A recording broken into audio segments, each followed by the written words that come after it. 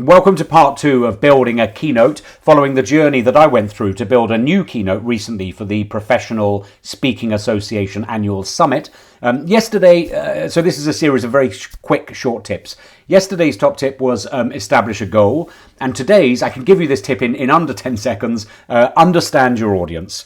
That's the tip, by the way. You can stop watching now if you want, but let's go into this, just a couple of minutes going into this in more detail.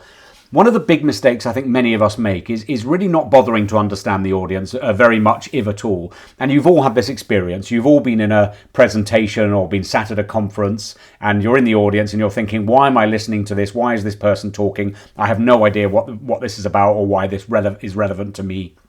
We've all been there in that situation. That's one mistake. And then another mistake is just to sort of be lazy and make assumptions. I've done this. I've definitely been guilty of this, to make too many assumptions about the audience. So I wanted this keynote to really work. I'm speaking to my peers. I really wanted it to work. So I don't want to be lazy about it. So I did quite a bit of thinking and trying to understand the audience, their mindset, what's going on in their world.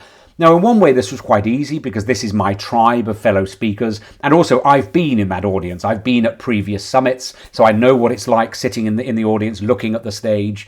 So some of that was reasonably easy, or certainly fast to do.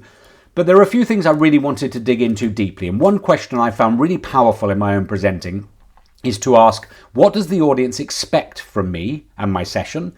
And what do they need from me and my session?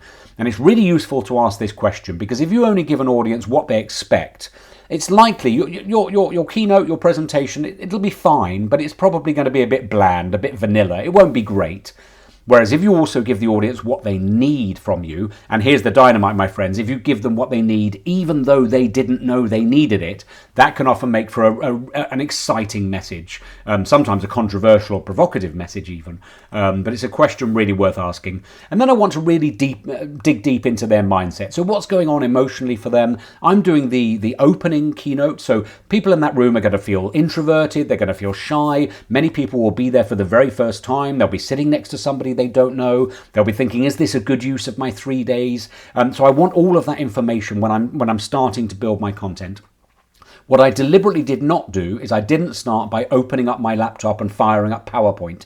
I deliberately didn't start by writing out a script for myself, because you can't really do that well unless you know what your goal is and who is the audience you're trying to deliver a message to. I really think you have to be very clear about those two things first. And that was, in many ways, that was the bulk of my pre-keynote work. What came next was all the fun stuff, which we'll get to over the next few days. So there it is, my friends, and I'm very happy to take further questions. You've all been delightful about dropping comments into the thread under the video so far.